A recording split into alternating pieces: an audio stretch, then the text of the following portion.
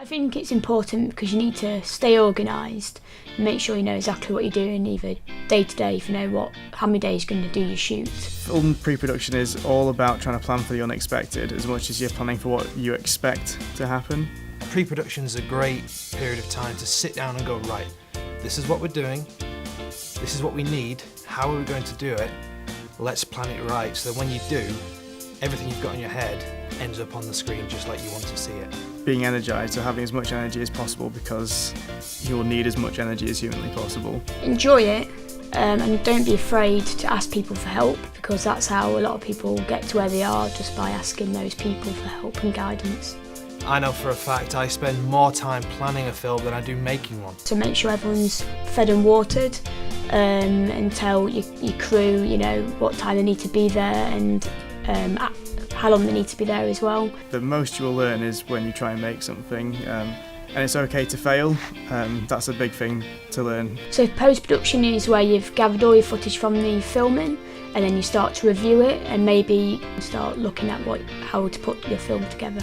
So when your director calls, that's a wrap, and you're all finished, we go into this period which is called post-production. You then go into post-production, which is where you start editing and you start doing all sorts of other things, adding music, re-recording lines of dialogue if you need to, visual effects. It's changing the colours, it includes any other sound editing that might need to be done.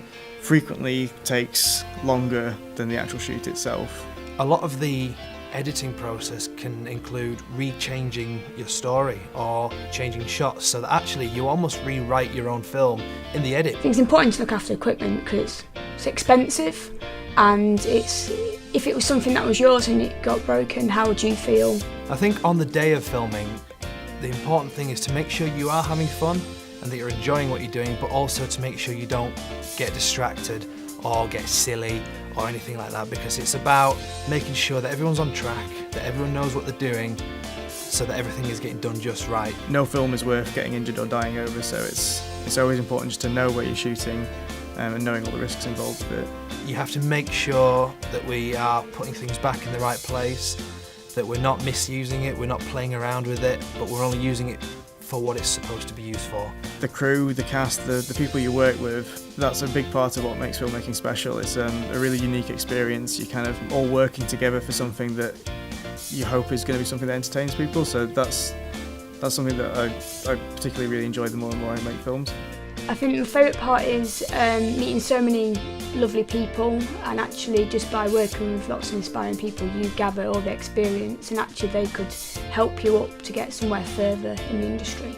It's nice coming up with a story and seeing it appear on screen at the end, but the process of doing that is being with good people and people who are there to help you do what you want to achieve.